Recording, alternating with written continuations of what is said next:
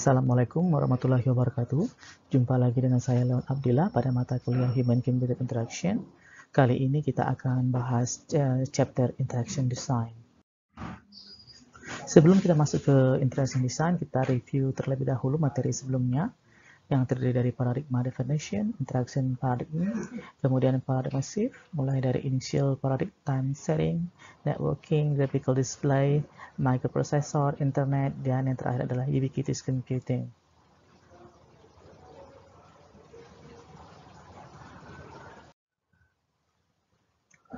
Kita lihat lagi apa sih yang dimaksud dengan paradigma. Jadi paradigma itu adalah daftar semua bentukan dari sebuah kata yang memperlihatkan konstruksi dan deklarasi dari kata tersebut. Dia merupakan salah satu model dalam teori ilmu pengetahuan, bisa juga berupa kerangka berpikir. Dalam understanding HCI history is largely about understanding a series of paradigm shift. Jadi dalam HCI itu banyak sekali terhubung dengan paradigma shift tergantung pada masanya.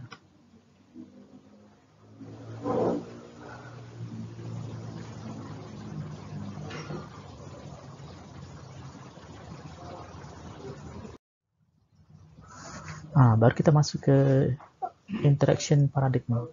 New computing technology arrived within perception of human-computer relationship. Jadi new perception itulah paradigma itu kira-kira dalam HCI ya. Kita akan lihat beberapa shift-nya. Shift itu adalah pergeseran dari paradigma interaksi, yaitu pertama fase awal, initial paradigm, lanjut lagi ke networking atau communication, kemudian yang sekarang itu masuk ke microprocessor, yang terbaru dan yang akan menjadi tren ke depan yaitu ubiquitous computing, a symbiosis of physical and electronic worlds in service of everyday activity. Jadi pada ubiquitous computing, komputer tidak lagi berbentuk seperti laptop, tapi ukurannya semakin kecil dan semakin spesifik perannya. Misalnya saja, sekarang ada jam tangan smartwatch, kemudian barangkali ada smart fridge, ada lagi smart lamp, dan smart kitchen, dan lain sebagainya.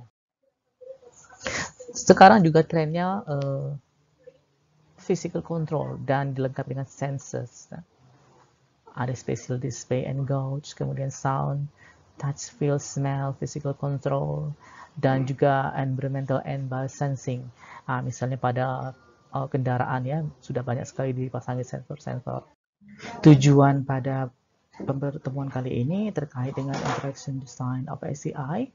Nanti ada 4 pendekatan, yaitu user center design, activity center design, system design, dan genus design.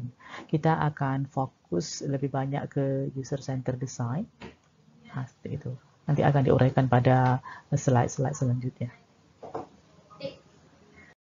Agenda pada pertemuan kali ini adalah interaction design definition, kemudian HCI design process approach, practical issue, dan life cycle models. Kita masuk ke introduction. Interaction design is practice that look to create meaningful and engaging interface by understanding how users interact with technology. Jadi yang digarisbawahi adalah bagaimana user berinteraksi dengan teknologi. Jadi kalau pada periode sebelumnya lebih ke teknologinya, kalau sekarang ke usernya. Itu versi dari Knight. Kemudian Sharp, Roger, and Priest juga menekankan generally used as the overarching term to describe the field including the method, theory, and approach. Jadi kita akan mempelajari juga metode apa, teori apa, dan approach apa untuk mempelajari user interact dengan teknologi. Kemudian Knight juga menjelaskan bahwa membantu user through journey by giving them clue about what next step are, make user more efficient, provide response to user action, and ultimately make it simple for the user to learn their interface. Kata kuncinya is simple for user to learn the interface. Jadi kita perhatikan tren produk sekarang itu nyaris tidak perlu membutuhkan waktu yang lama dan effort yang banyak untuk mempelajarinya. Bahkan nyaris buku manual itu tidak digunakan lagi ya, karena sudah produk-produk yang dikeluarkan sudah sangat easy interface-nya.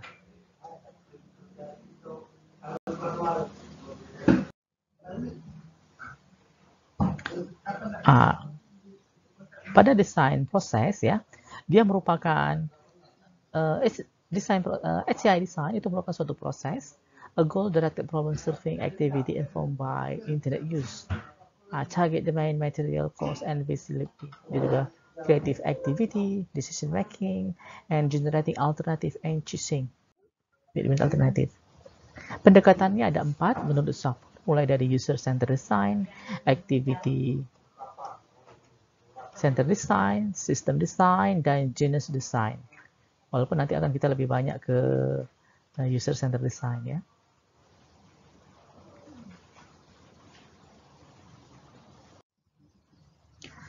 Pada user-centered approach, early focus on user and task. Jadi pergeserannya dari teknologi ke user serta tugas-tugas yang biasa dia lakukan. Jadi desain akan sangat memperhatikan pengguna beserta tugas-tugasnya. Di sini juga memperhatikan empirical measurement, tergantung dari user reaction and performance to manual, simulation, and prototype. Kemudian ada iterative design, artinya proses rancangannya tidak berlangsung sekali saja, tapi setiap fase itu ada lagi sub-iteratifnya. Hampir pada setiap fase pada user-centered design itu terjadi dari sub-iterasi lagi.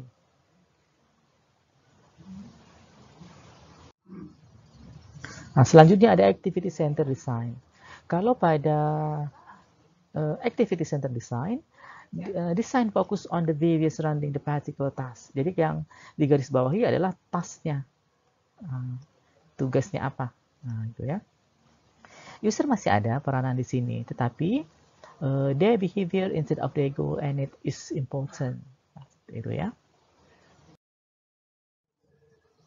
Kemudian ada lagi system design. System design is a structured, rigorous, and holistic design approach that focuses on the context for the complex problem. Ini misalnya saja kalau kita membangun sistem, itu akan melibatkan people, computers, object, device, dan lain-lain. That is the center of the while the user role is not set. Pada fase center design, dia fokusnya ke sistem yang terdiri dari people, computer, object, device. Jadi user itu hanya sekitar 20%, gitu ya.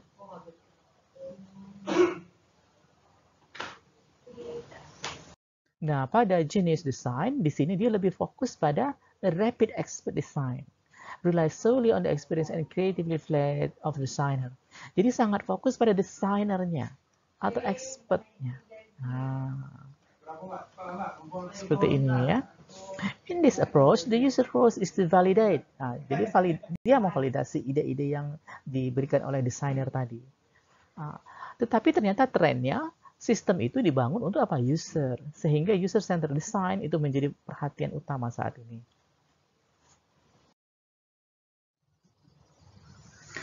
Sedangkan proses kegiatan pada proses perancangan itu bisa dibagi jadi 4. Yang pertama secara umum ada establishing requirement, kebutuhan ya.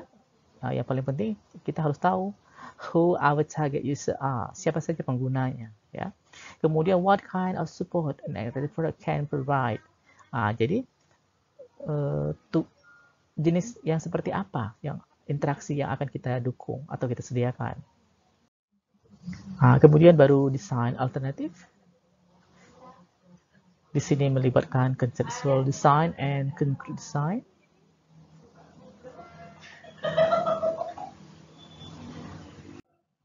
Yang ketiga, prototyping. Jadi prototype juga menjadi bagian dari user-centered design.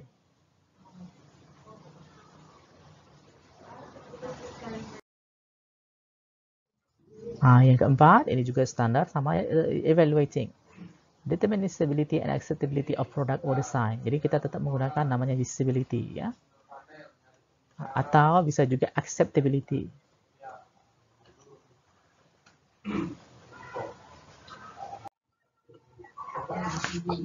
Pada proses desain tadi juga ditemukan sejumlah isu-isu praktis yang bisa ditemui ya. Misalnya saja yang terkait dengan user.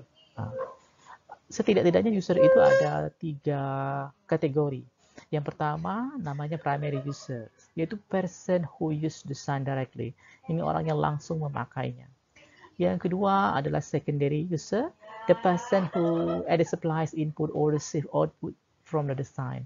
Jadi dia tidak berhubungan secara langsung, tapi dia boleh mensupply input atau menerima output dari design. Yang ketiga kita sebut dengan tertiary user.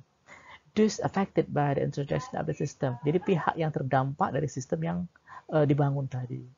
Di sini jadi perlu diperhatikan.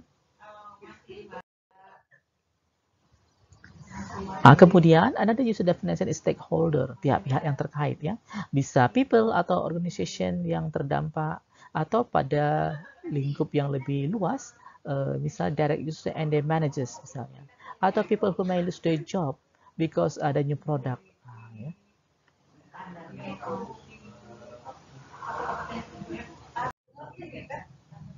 Pada pengembangannya ada sejumlah model yang sudah ada. Misalnya yang pertama STAR model.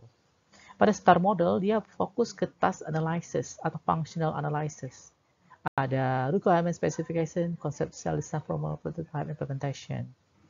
Seperti ini ya. Jadi fokusnya di sini dia agak rapid dan evaluation-nya. Dan boleh dimulai tidak walaupun sebenarnya nanti akan tetap dimulai dari test analysis yang pertama, tetapi dia sudah dari tes langsung evaluasi. Kemudian baru requirement evaluasi, conceptual evaluation, prototype evaluation, implementation dan evaluation. Jadi circle ya di bagian evaluation. Itu pada STAR model ya. Yang kedua ini juga cukup populer namanya traditional model atau kita sebut dengan waterfall.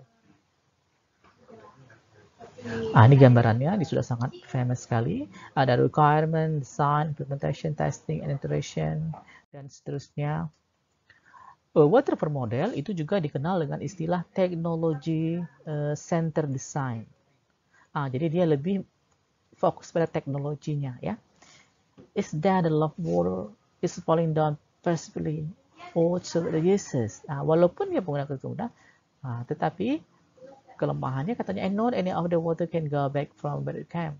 Walaupun digambarkan seperti waterfall model, tapi dalam faktanya belum tentu itu terjadi seperti itu. Dan tidak terlalu banyak konsentrasi pada user di sini ya.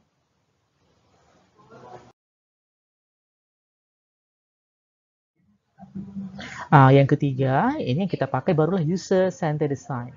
Approach can be exemplified with the following simple interaction design life cycle model. Ya. Pada fase ini yang pertama kita tentukan adalah kebutuhan atau ya needs atau requirement.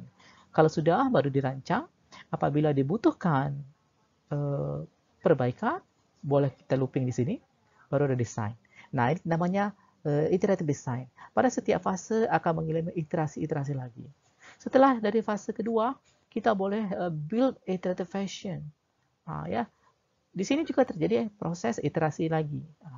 Apabila dirasa kurang, maka di-redesign dan seterusnya. Apabila sudah iterative version, baru di-evaluate. Kalau dari evaluate nanti bisa dilihat apa yang dibutuhkan. Jangan-jangan memang dari requirement yang dibutuhkan. Atau cukup pada rancangannya saja. Pada di sini juga terjadi iteratif.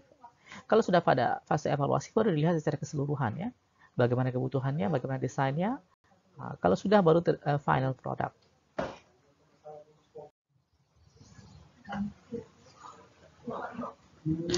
User-centered design and passes that the purpose of the system is to serve the users. Nah, ini ya.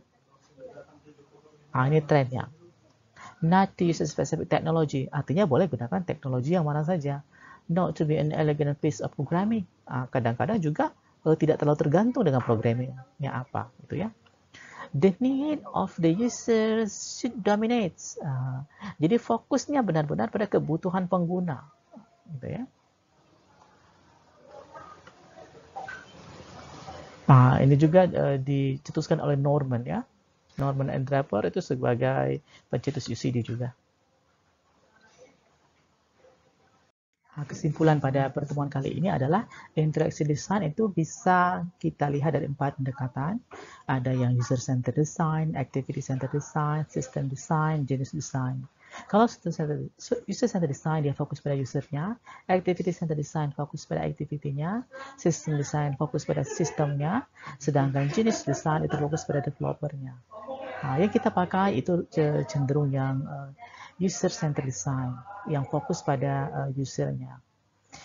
kita singkat user-centered design dengan UCD. Dia terdiri atas identify needs atau establish requirement, design, build interactive vision, evaluate, and terakhir adalah final product.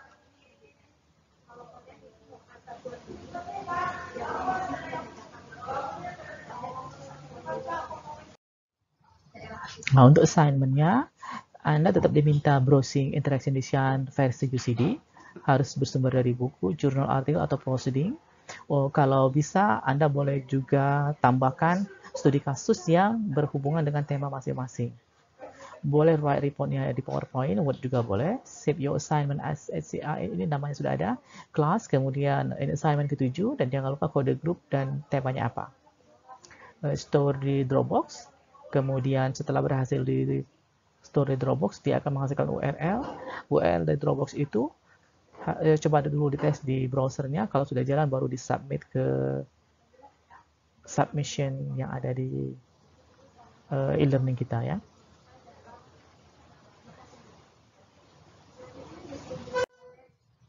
Ini sejumlah referensi yang terpakai pada topik atau chapter kali ini.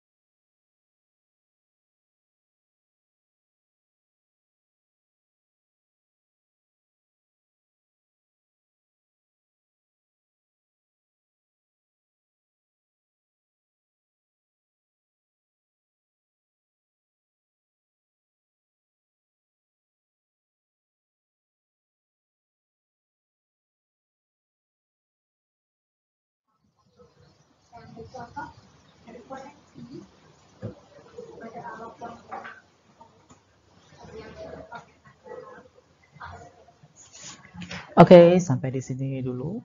Jumpa lagi pada pertemuan selanjutnya. Salam sehat, salam sejahtera. Semoga berhasil. Wassalamualaikum warahmatullahi wabarakatuh.